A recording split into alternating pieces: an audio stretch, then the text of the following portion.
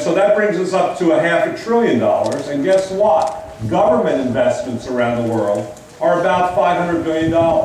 So we have $1 trillion going into these new technology fields.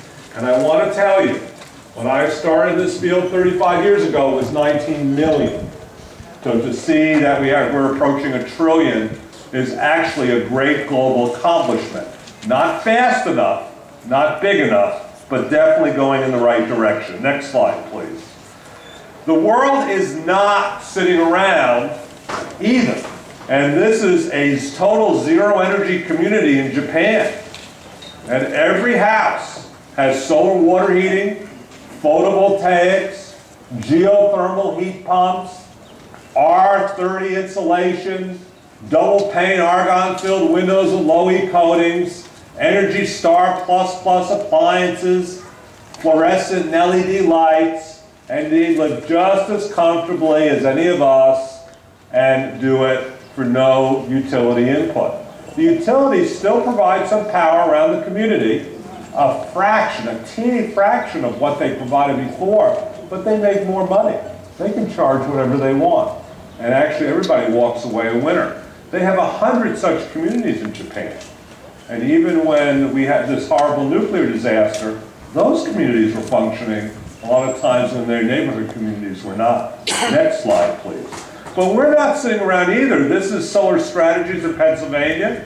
They manufacture zero energy homes, pretty much the same blend of technologies I talked to you about. And so we can do it here. And we've had some federal and state policies to help drive it. And the issue is, can we get it to scale so it becomes more affordable, less a headache to use? Next, please. There have been 24 studies by very prestigious organizations in the last 3.5 years that have said the United States or the world could meet all its energy needs with high-value energy efficiency and renewable energy.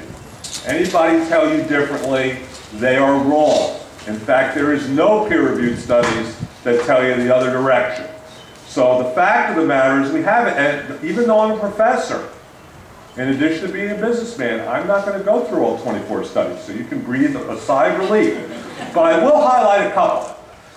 Greenpeace hired DLR, which is the analytical group for Germany's NASA. And it was a very good study a couple of years ago, and it showed that by 2090, with existing technologies, we could meet the entire world electric energy supply on high-value efficiency renewables without oil, gas, coal, or nuclear. The International Panel on Climate Change just came out with a study last month, which said we could meet 77% of our energy with the same set of clean energy technologies, and then primarily rely on natural gas for the rest. And then Google last year, .org, the analytical group for Google, came out with a study saying we could meet all our electric energy needs with that. It would cost this country $4.4 trillion, and we'd make back $5.4 trillion. So it's a net positive gain. Next, please. The International Energy Agency, for absolutely cost-effective technology like solar water heating, says, guess what? In 2004, we met 70 gigawatts. That means we're talking about 70 nuclear power plants worth of energy displaced just by water heating, which again is absolutely cost-effective today. The United Nations have put out their REN 21 report, and the World Wildlife Fund